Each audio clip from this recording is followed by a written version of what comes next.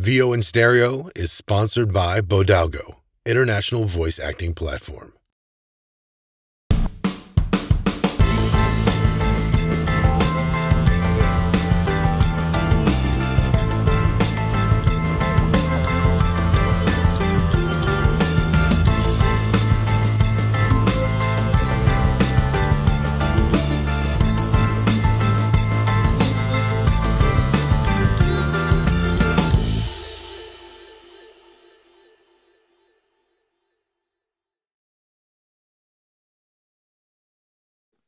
Hello, everyone, and welcome back to VO in Stereo.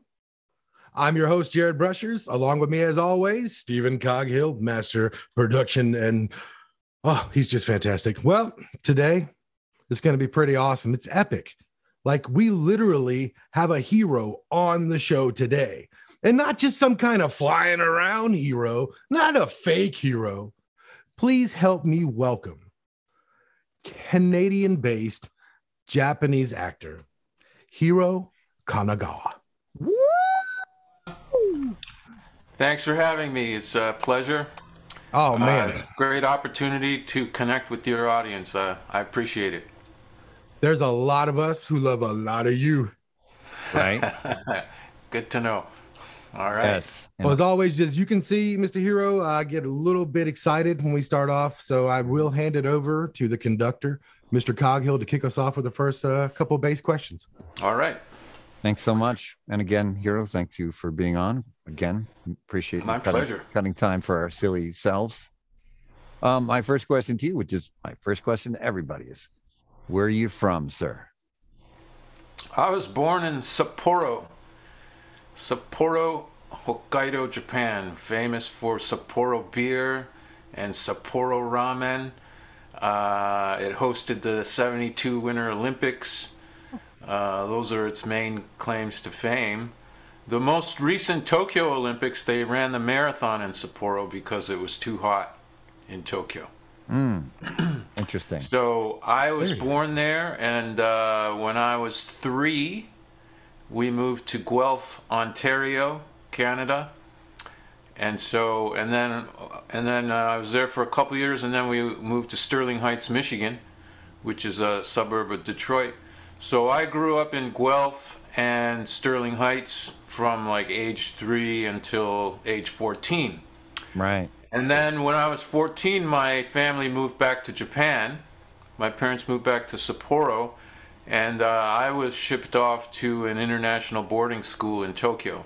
Okay. Well, slow down there. Slow down there. So you're throwing my man all over the place. I know. He's already traveled, and it's just wow, man. You are super well traveled. His first sentence already. So, so at three, obviously you don't remember anything about living in Japan. You got shipped out of there, and then you spent most of your childhood in Canada. Yeah. So how was that? So here's a cool memory. Let's hear it. When we touched down in Toronto, and I was 3 years old. I got out of the airport, and my dad was he was doing postdoctorate research at the University of Guelph, and I guess one of his colleagues came to pick us up at the airport, right? And so we go outside, and I see this long black car pull up with fins on it, because this would be the late 60s, right? So any large North American sedan, a lot of them had fins on the back, right?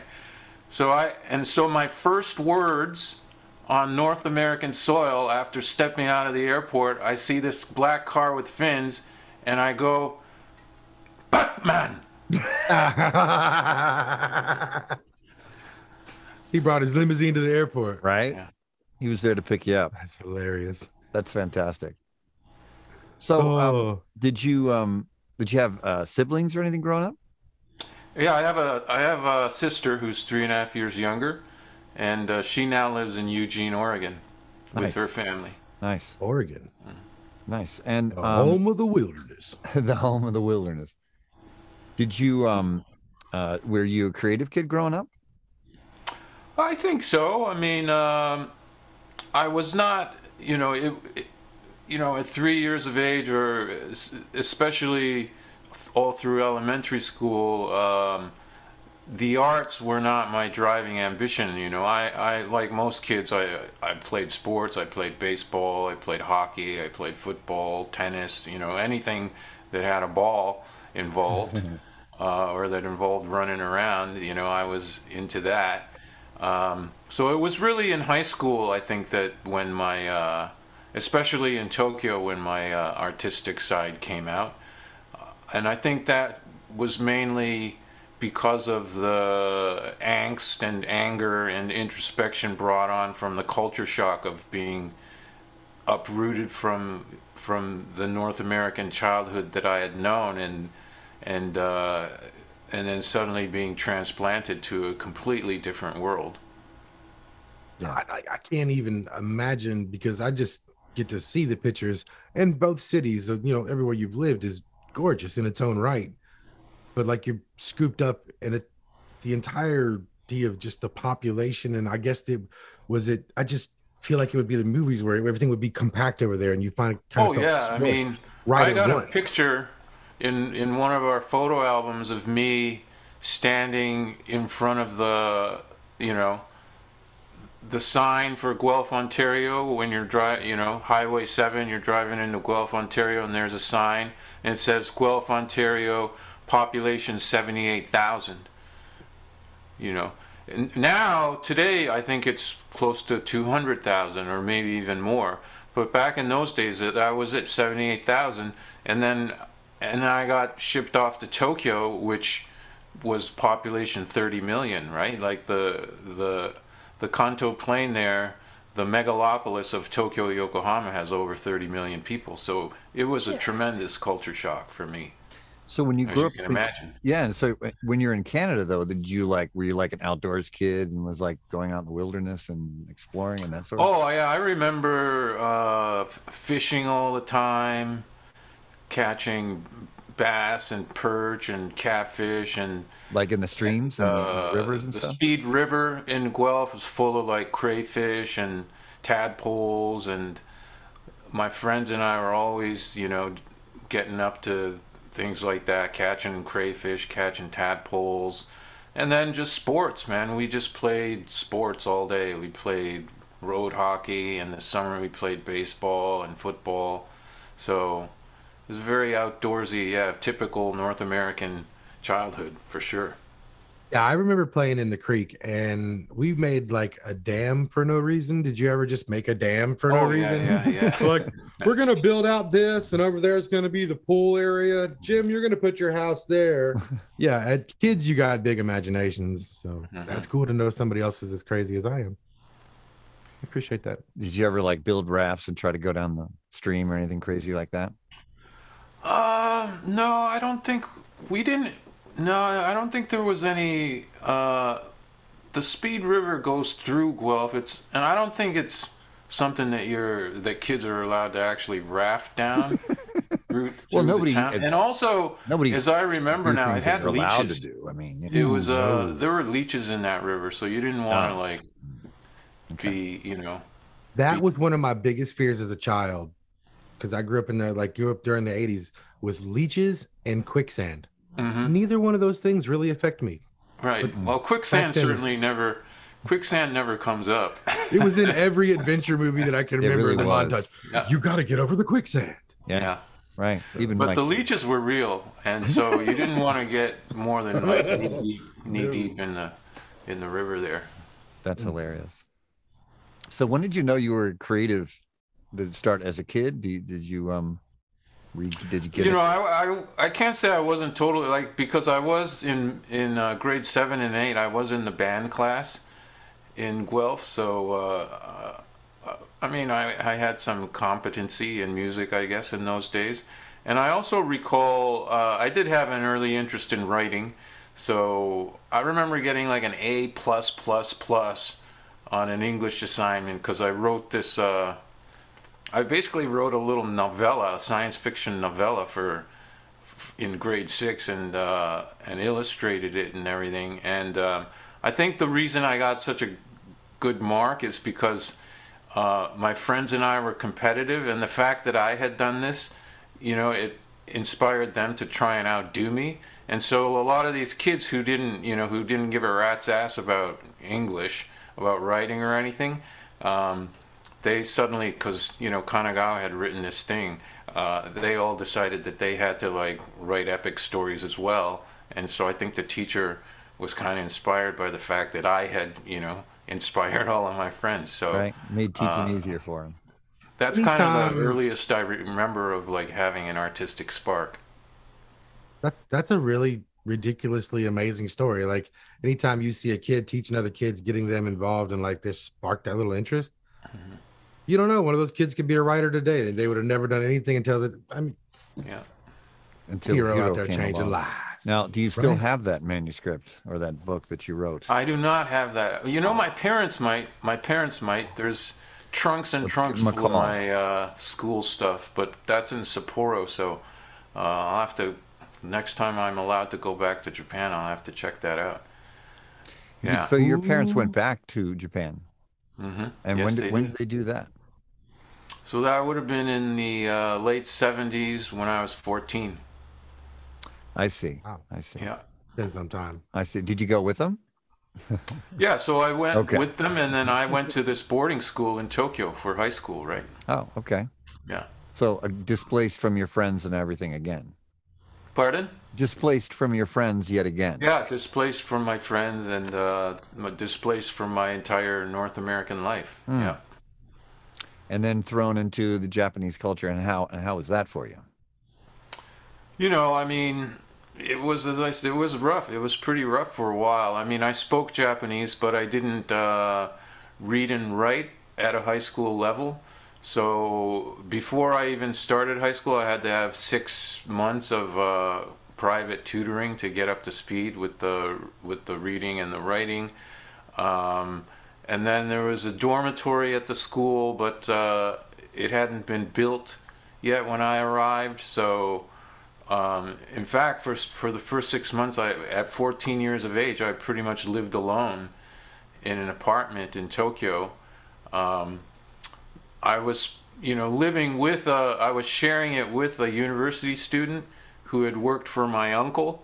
He has a farm up in Hokkaido, and but he was never around, so the vast majority of the time I was kind of left to my own devices. And yeah, I had to learn to cook and learn to do laundry and learn all that, all of that at 14 years of age. So you're the real Macaulay Culkin. You were home alone. Yeah, it was quite an education. Wow.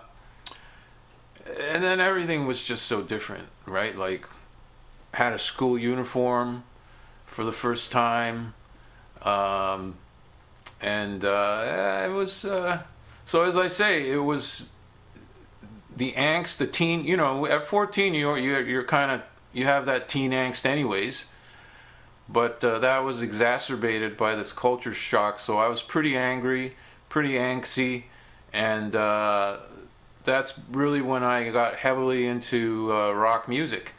And so for most of high school, that's all I did. All I did was play guitar and play in high school bands. And I mean, it's and were you playing they kind of let me graduate because they knew I wasn't staying in the system, right? They knew I was going to college in the States and that I would get good SAT scores, and then off I would go. So literally a lot of subjects, I would just, when the test came, I would just sign my name.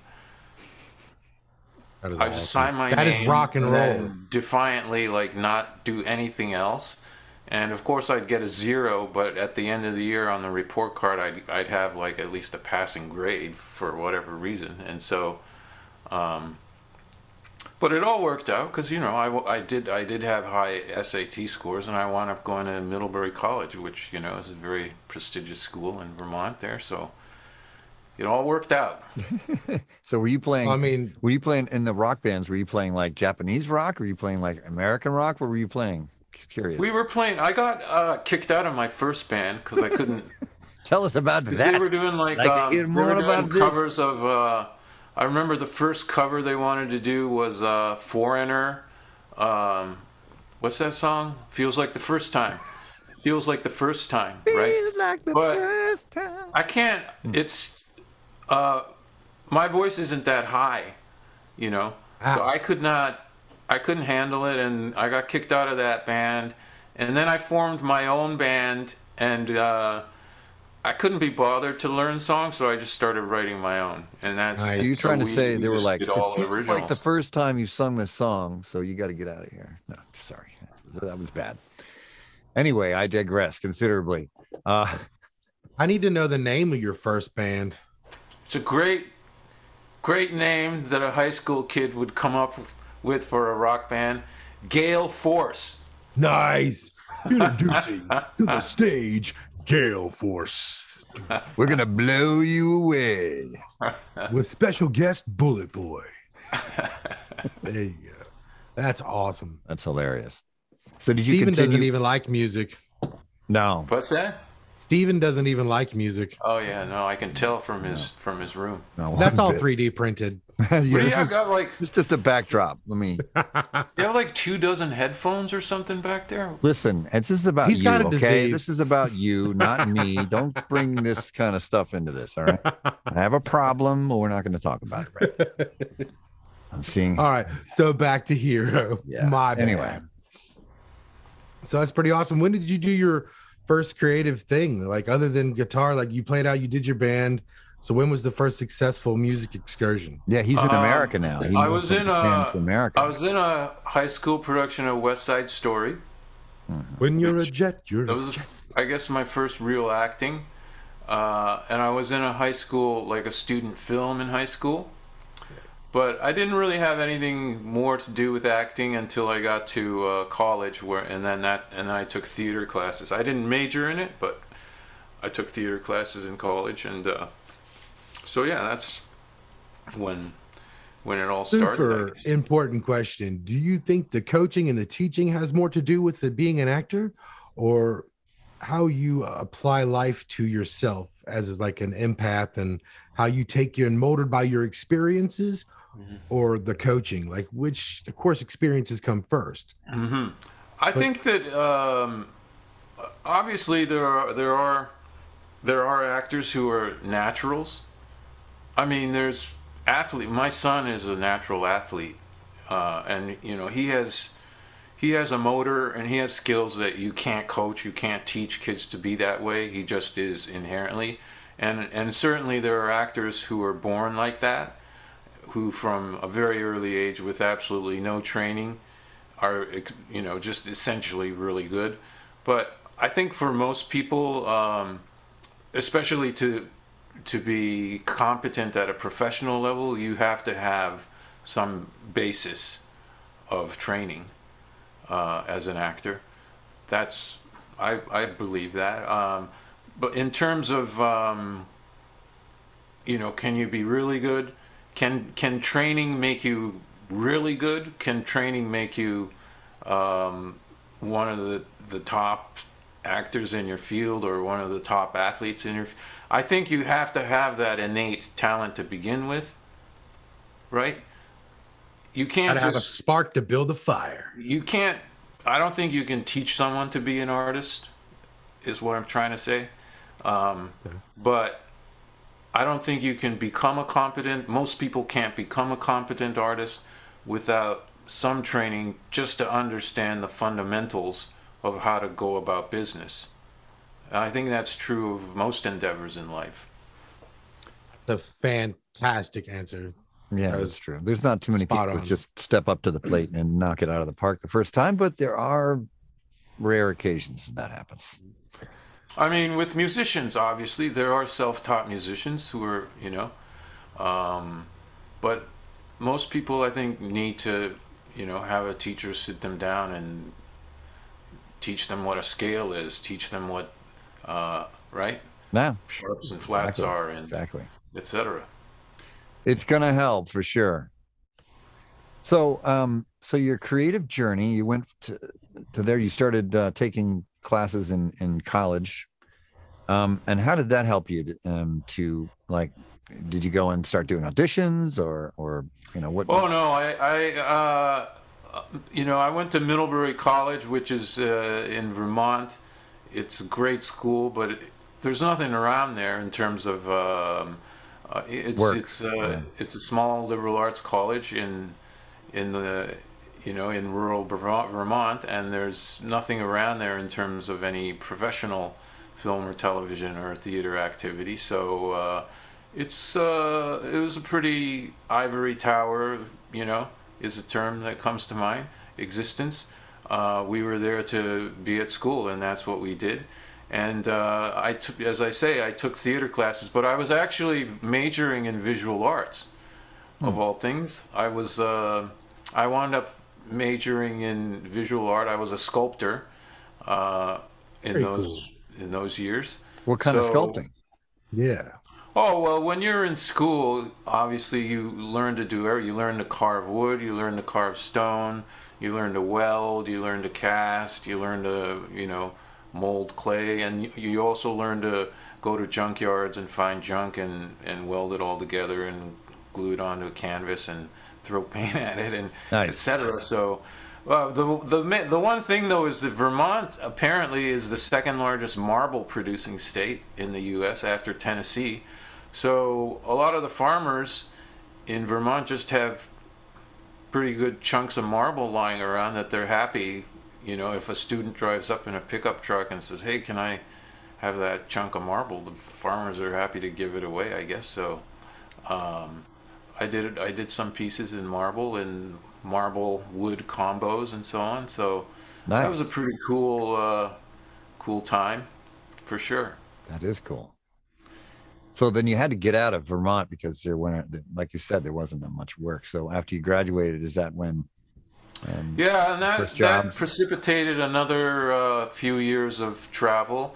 I first went to Montreal because Montreal's 90 minutes from Middlebury. Mm-hmm. And I kicked around in Montreal for about 9 months.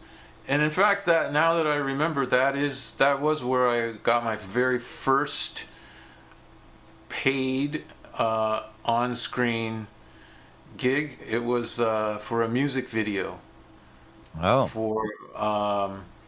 And I had this very glam. I didn't actually play in the music video, but I was one of the actors pretending to be playing.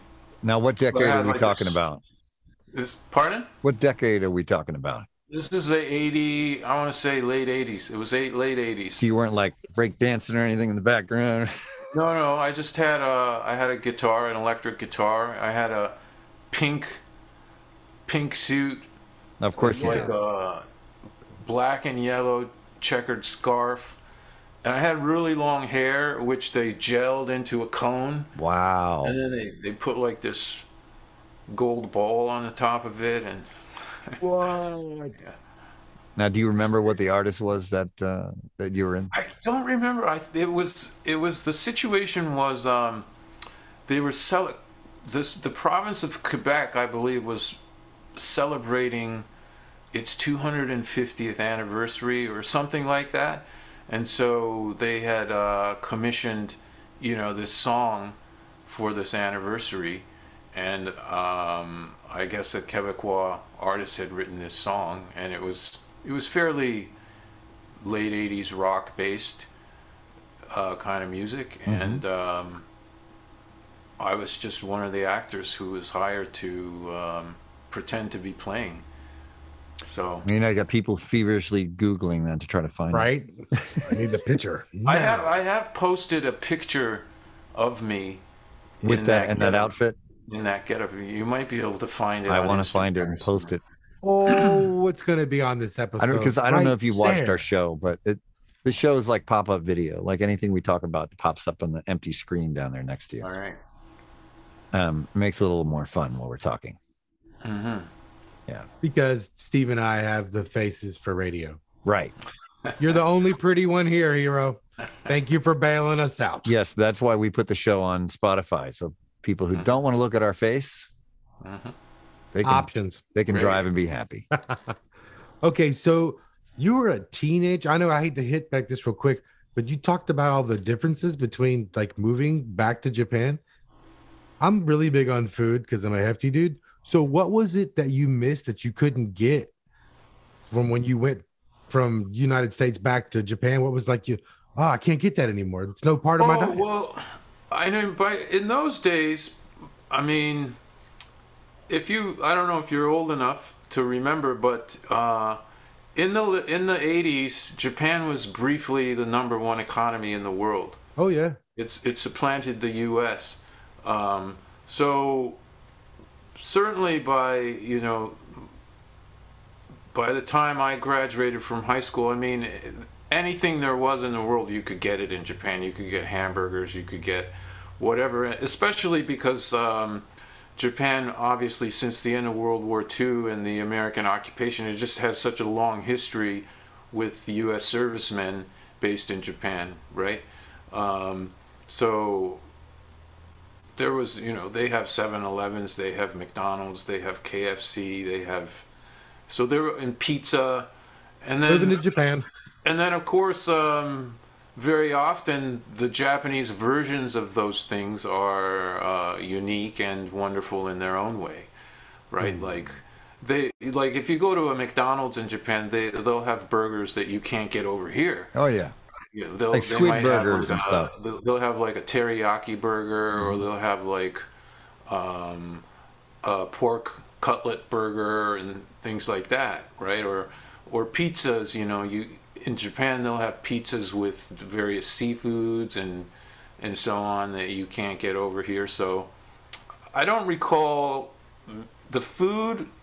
I mean, especially because even in Guelph, I mean, my mom obviously cooked Japanese food, so I mean, I was always used to Japanese food, and then going over there, I didn't really miss any of the North American food. I mean, it's rare that you get like big, huge steaks in Japan, right? But you still there's still beef, and yeah. So I don't recall missing much. Now that I mentioned the American servicemen, that was one of the main ways I kept in touch with North American culture, because I would listen to Armed Forces radio out of Yokosuka Air Force Base, and they would have things like Casey Kasem's American Top 40 they would have, but then late at night they would just have like the most bizarre things, entire sides of albums being played, and They'd let loose. and that's when cool. I discovered Bruce Springsteen, who had a huge influence on me. So Boss. that's how I stayed in touch. Nice. And did you do much acting work in Japan or anything at all while you were there? No. Nothing like that. No. Nothing like that. I was on a baseball. Well, I mean, so I had these rock bands, and I played some baseball, and yeah. So it was really at Middlebury that all of that, the acting, Right. and other artistic activities started. And then I graduated from Middlebury, and as I say, I was in Montreal for a year. Yeah. And then I went to grad school in Philadelphia. I went to the Tyler School of Art, which is the grad school at Temple University in Philadelphia. So I was in Philly for a year, and then I quit that, went back to Tokyo for a couple of years, and then finally moved to Vancouver, where I live now, in 1990. And So- a lot of production goes on in Canada, doesn't it? Absolutely. Yes, it certainly does. Yeah, it's cheaper up there to film. Go ahead, Jared. I see you want to ask a question. Do it. No, well, it's like the seasons in the cold. I mean, you landed in Vancouver. Is it the people? Is it just the overall country? Is like what about Vancouver is home to you? I'm really big on home stuff. Right. At first, it was just convenience. I mean, I had Canadian citizenship from when I was a kid, and because my parents were in Japan, it made sense to be on the West Coast. And then when I moved here, the film and TV industry was just getting going, and so I kind of got involved in it, and I figured, well, if I can, you know, make enough money to pay the rent or pay the electricity bill or whatever, fine. Order and pizza. then I started getting work, and I, got a little more work and got a little more work, and then you wake up 30 years later, and that's been your career and your life, right? I must say your resume is quite impressive. A lot of the shows I've enjoyed throughout the years, like as I was studying up on you, I was like, oh my god, I remember. It was just so awesome to be able to connect like that. And it's been a real nice body of work, man. I must congratulate you. You've brought a lot of Thank you. smiles and happiness to a lot of people. So, Looking back, I guess it was around this time last year when I went on IMDb to check something out, and I was like, oh my God, one of my next credits is gonna be my 200th credit, and so that, yeah, there is a certain satisfaction and sense of achievement looking at that, for sure. Yeah, it's awesome because you played so many different, like, just character roles in it's all a plethora of stuff. I mean, you were on X-Files twice as two different characters. 3 times. Well, three times. 3 times. And you died, beautifully in all those, which is really cool. Like one, like a thing stuck out of your neck. Like, That was Firewalker. Yep. yeah, it's a good one. And then in Synchrony, technically I die twice because I get frozen, and then Scully then you thaws come back me again, out, and then you die again. Yes. and then I spontaneously combust. Yeah. So I technically died twice there. all right, so you got bad luck on that show. So don't go on that show. No, I can't have you season blowing 10 up on me. In season 10, Yeah. I play a character called Garner who has an alien spacecraft in a Faraday cage that Mulder comes to look at, and then some bad black ops hombres come and blow my lab up. And in the script, I think Garner was supposed to die, but when we got on set, the day that my last day when I was supposed to die, Chris Carter decided that I wasn't going to die, and so he And you're like, what? He changed it, and he added an extra day so that there would be some shots of me in the rubble, still, like, hurt but not quite dead. And we shot that, and he said to me, "Hiro, consider yourself alive in the X-Files universe." So, but in the end, though, I think when he finally, months later, when he finally wound up cutting that episode together, I think Garner is dead. But at the time on set, we shot it like so that maybe he isn't dead. But Right. Whatever. Yeah, exactly. I got a lot, I mean, I also did 4 Millenniums and the pilot for Lone Gunman, so 8 shows for Chris Carter, all told. That's awesome. Yeah. Wow. Yeah, he had quite a legacy himself. What is your favorite genre to act? Genre? Like sci-fi, fiction, nonfiction, comedy? I like drama. I write So as does- well, and so does my wife. The stuff that I write is very human drama. Nice. Now, I feel like the few times that I've had an opportunity to do comedy, I've been pretty successful at it. So I would most definitely welcome the opportunity to do more. But we don't, for whatever reason, we don't have a lot of comedy come to Vancouver. I think it's because the industry kind of really started to grow with X-Files and Outer Limits and shows like that. The infrastructure for science fiction really grew in this town, and then of course once you have that infrastructure, more and more pours in. So over the decades, this has really become a hub for science fiction shows and movies, and I think a lot of the stuff that we get here to this day is that genre.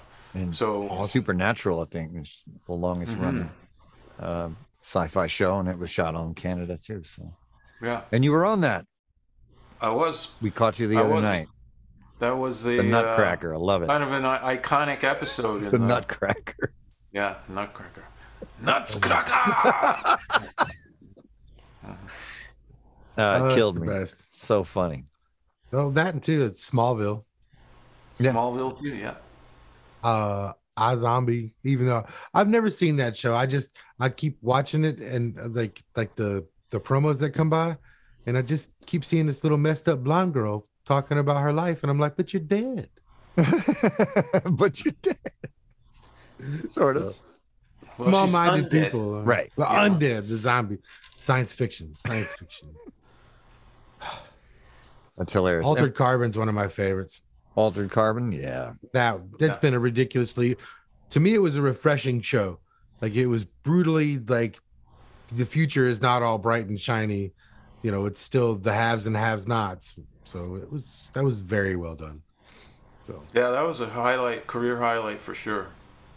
awesome. Yeah, it's a great cast and kind of very Blade Runner-y. And Yes, Delivery. Blade Runner. Mhm. Blade Runner-y, is that a word? I don't know. I just made that up. Depends on where you eat. No, just kidding. So anyway, I want to ask you if you can give anyone any advice, because I know through all your woes and travels, oh my God, you've had to hit some pretty close to the bottom. What are some things that you've done to kind of pick yourself up off the ground when you're maybe not be feeling yourself, or maybe you're just done with everything at the moment? I think it's important to not get too high with the highs, and conversely not get too low with the lows. Just to keep an even keel and stay true to yourself, and know it is important to know, to know thyself, to know in essence who you truly are and what makes you happy, so that you can filter out the noise of taking things personally when you're down. I think when you're down, especially, it's easy to take things personally.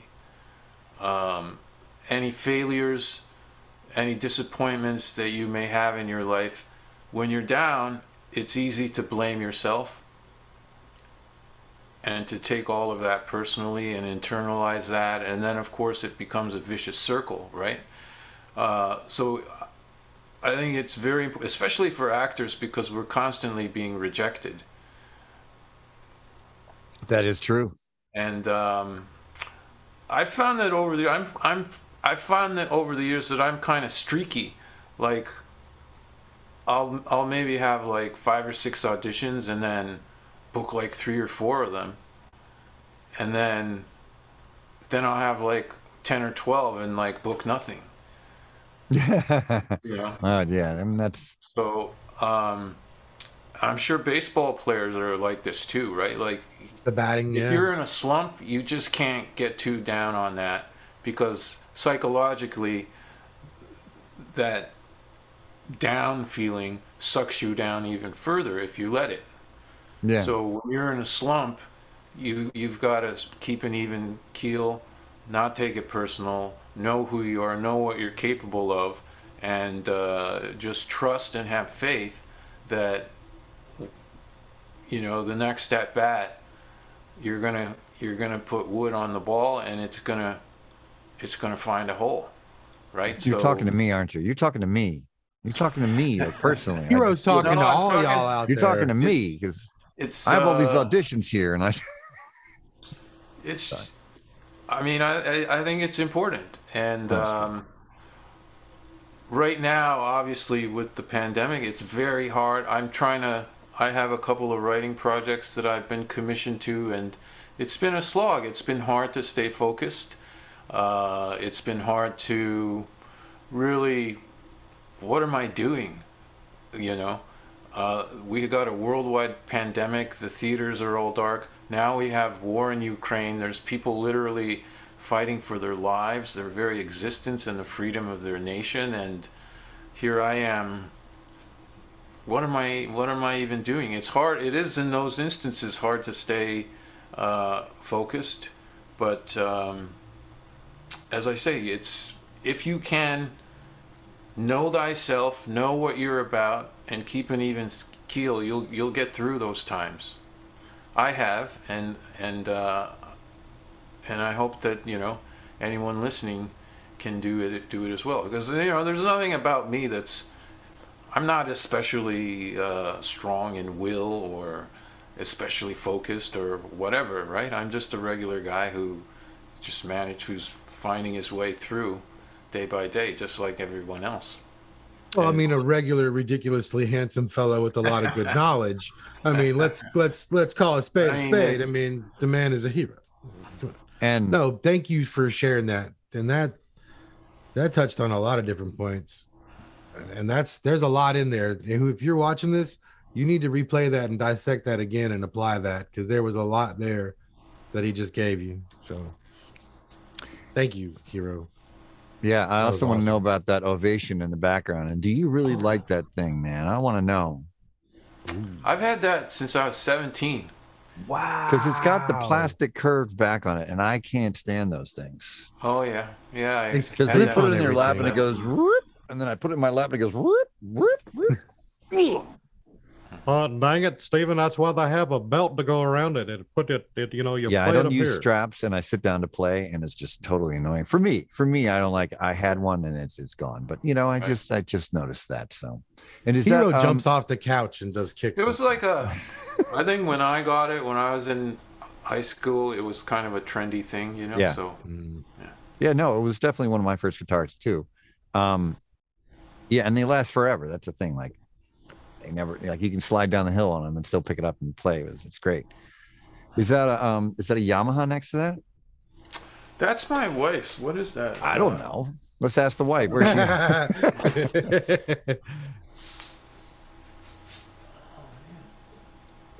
It's a Fender.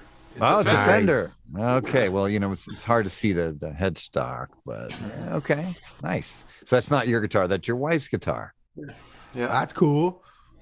So she plays guitar too. You guys play together. What's up with that? Because I can't get my woman. She hasn't played in a long time. It's and I don't play that much anymore either. They just kind of sit there. Although at the beginning of COVID, I was actually playing quite a bit.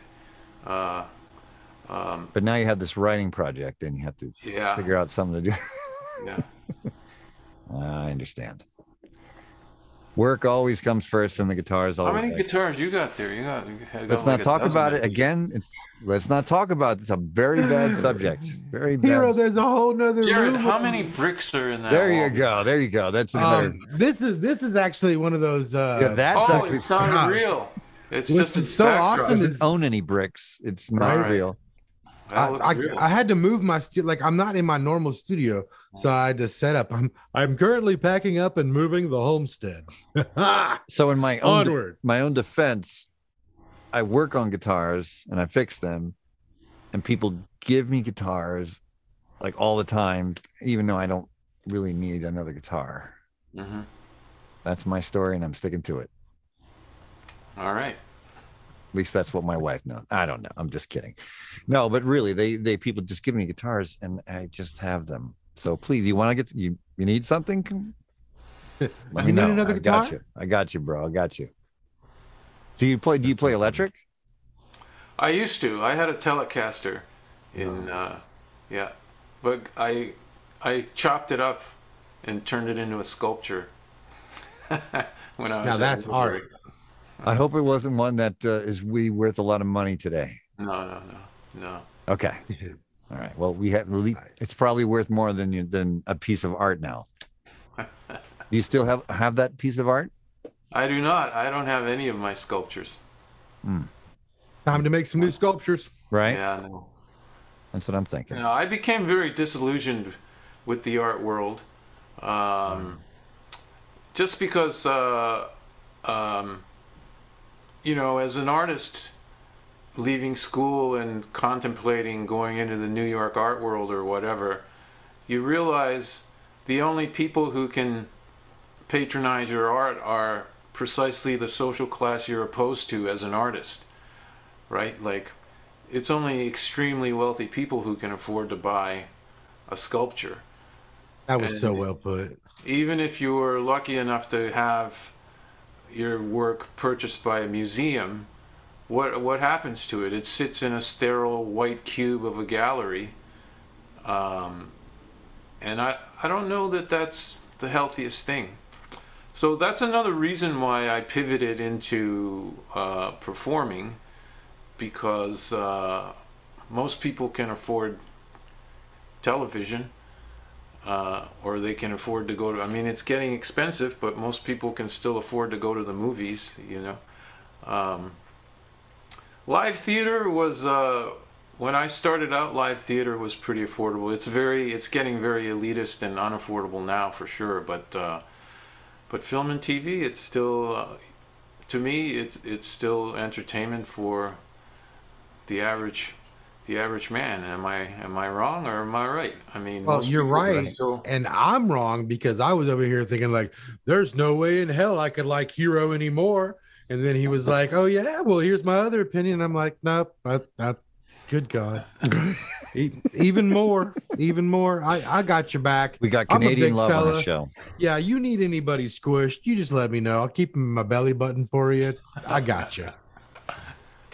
Now we That's have amazing. That's we have that's a lot so of good. we have had several Canadian people on the show, which is very interesting. Mostly in the voiceover community. Do you Mhm. happen to do any voiceover?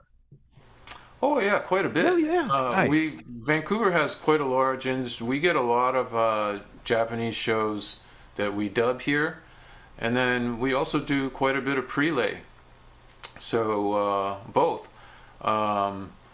I did the most prominent thing I did was I was the voice of Reed Richards, Mr. Fantastic, in the Marvel Fantastic Four animated series. And most recently, I did the first English dub of Future Boy Conan, which is in the 70s. Future Boy Conan was the directorial debut of Miyazaki of Studio Ghibli fame, right? So, and for 40 years, it had never been dubbed into English. But last year we did do it, and I think it's out on Blu-ray now. But yeah, so there's always stuff like that going on here in Vancouver. That's awesome. Find yourself treating it differently? I mean, I know it's different from on stage, on camera to voice acting, or do you approach it all the same? It's different. Voice acting for me is it's actually the most physically exhausting because of the energy level required. Perhaps it's because maybe my natural speaking voice is, I'm soft spoken or whatever, but for me, the amount of vocal energy I need to expend to do voice work is it's tiring for me. I enjoy it, because it is a physical workout, but even if they say, "Oh, no, we want this to be grounded, we want it to be realistic, we don't want it to be cartoony," they can say that, but even so, it's only your voice that's conveying the story, that's conveying the emotion, right? So there's still a hell of a lot of vocal energy that goes into it. And I had a voice teacher who said the voice is the muscle of the soul. So, if you think of it in that context, right, there is a lot of emotional energy that goes into the voice when you're doing voice work. And then theater, of course, it's just naturally bigger. In my training, I was taught you play to the size of the room. So if the room is 100 seats, or if the room is 600 seats, or if the room is 1,000 seats, that you modulate your performance based on that. And then, of course, film and television, the room is the size of the screen, essentially. So you got to modulate to account for that, right? So That's true. that's how, those are the differences mainly as far as I'm See, concerned. meow, meow. You just saw that cat. I did. I got to let that cat out or it's Okay, gonna now drive go me Go ahead. for it.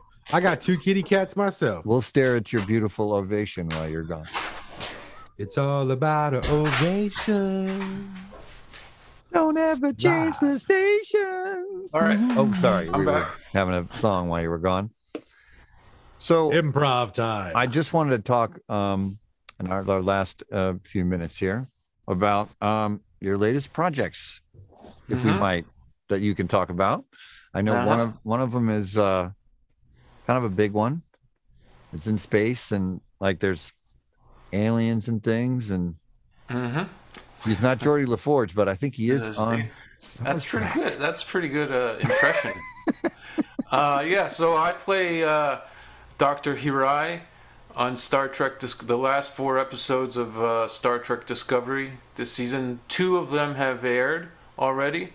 I believe the 3rd one is coming up this Thursday, tomorrow. And then next week will be the season finale. I play an expert in extraterrestrial languages, essentially. For those familiar with the show, David Cronenberg plays a character named Dr. Kovich, who I think is also that same kind of character. But in the first episode that I appear in, Dr. Kovich announces that he won't be able to participate in this upcoming mission, and so he kind of passes the torch to me. And that came about because David Cronenberg got funding to shoot a movie, and so he couldn't, so I kind of lucked out there because he got funding to shoot a movie. They had to bring in a new character to take on what would ordinarily be Dr. Kovich's role. And that's really how I came about to be in the show. And it's just a tremendous honor and privilege for me, obviously. That's awesome. Love every bit of it. And is that shot in Canada as well? That's shot in Toronto, yeah. And everything's shot in Canada. Ridiculous. So it was a lot of flying back and forth across the country last year for me to work on that. But during the pandemic, so it was pretty. In the early days, it would be me in a window seat on this side of the plane, of a 787, no one else, and then there'd be like another passenger on the opposite side of the plane, and then no one else for 5 or 6 rows. But then, of course, by the end of the summer, everything had opened up, and by then they were, you'd get to the gate and they'd tell you, we don't have enough room for everyone's carry-on today, so if you can, please wear check everything you have in your suitcase, put it on now, and wear it for the entire flight. No need for a carry-on. Problem solved. Yeah, that's a pain in the butt.